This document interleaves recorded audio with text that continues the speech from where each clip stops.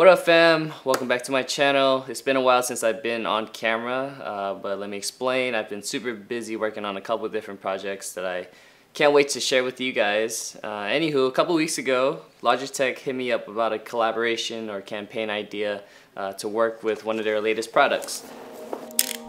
After playing with the keyboard for a week, I found a couple ways to enhance my creative flow, which in my opinion is a huge factor when it comes to getting new gear.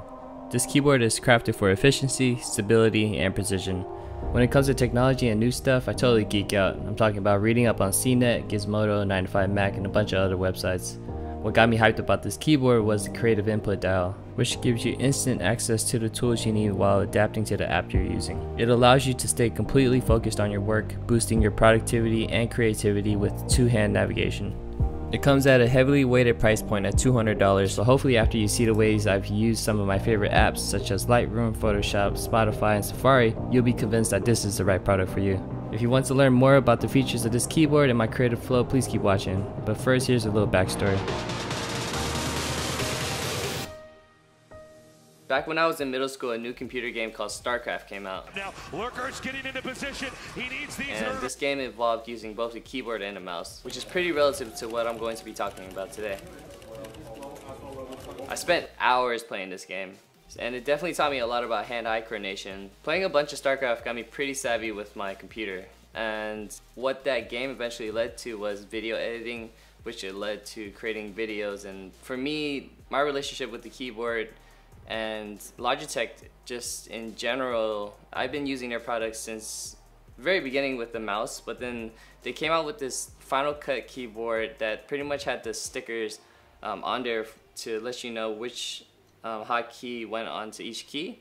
And this was during the stages where I was learning about how to use the application. So Logitech has been a huge supporter in me in learning Final Cut Pro and also other different types of software. So when Logitech hit me up about the collaboration, I was like all for it because I've already been using their products and been using their brand. It's going to be a pretty honest overview, but I'm taking more of a creative standpoint and showing you guys pretty much how this keyboard has been able to integrate into my lifestyle and my workflow.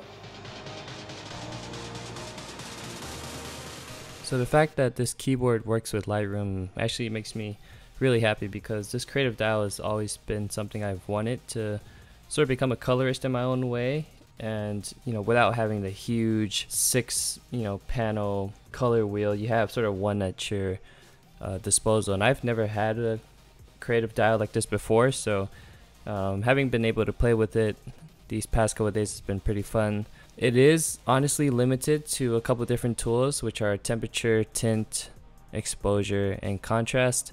What I'm going to show you guys is a before and after on this photo, in which I only use temperature, tint, exposure, and contrast to edit it.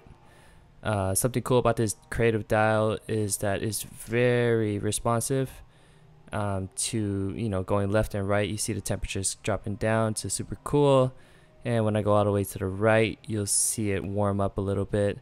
And for this photo, I'm probably going to go for more of a warmer looking shot. And by the way, this shot was a road trip that Jalen and I took a couple weeks ago actually, to California. We pretty much road tripped from LA back to the Bay, and it was a fun trip because Jalen hasn't been to Death Valley, and that was one of the places that I wanted to take her this year. Alright, so just getting into it, I'm going to start with the temperature, and as you can see, the dial is very responsive. Something that, if I wanted to go over here and click, it actually is less responsive, which is kind of interesting. But when I use the creative dial, it gives you sort of that smooth gradient transition. And just for this photo, which I'm going to be posting onto my Instagram, I'm just going to go for a little warmer look. So I'm just going to take it to like about 9,000 should be good. Oh, I got it right on. And I like to make my skies a little more on the burner sort of pink purple side. So I'm gonna go there, and then just by simply tapping the wheel, you get access to all these different tools. And I'm probably gonna bring the exposure down to give it more of that silhouette look, but I'm gonna bring it up anyways just to show you guys what it's capable of, and just see how easily I was able to bring up the exposure up and down versus, you know, using my right hand and going in and messing with the exposure. And I feel a lot less stress on my left hand right now, and it feels super fluid, which I definitely appreciate. And I'm going to go over to the contrast. Let's just bring it up a little bit.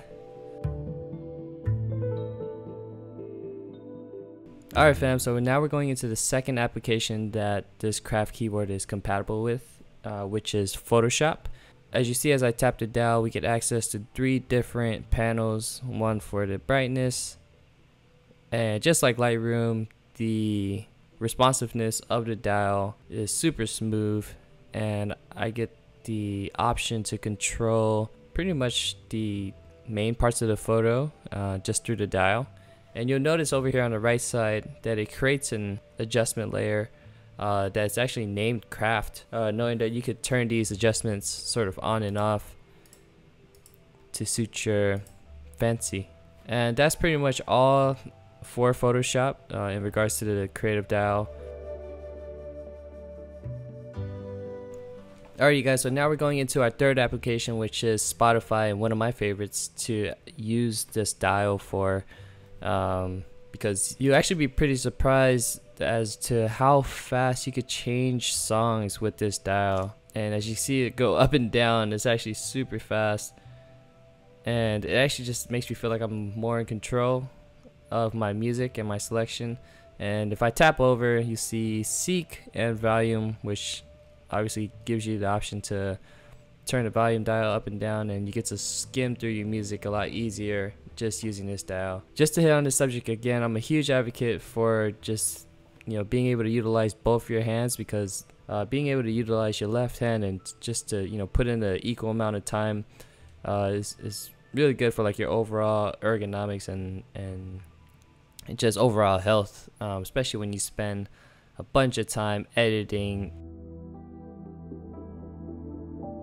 Alright you guys, so to wrap things up, I'm going to use my last application, which is Safari, one of my favorite applications to use on my MacBook. And the creative dial only has one option, and that's to switch tabs. So this is usually done, for me at least, on the keyboard using Command Tab. So it sort of just takes away that extra step, and you're able to have full browsing control.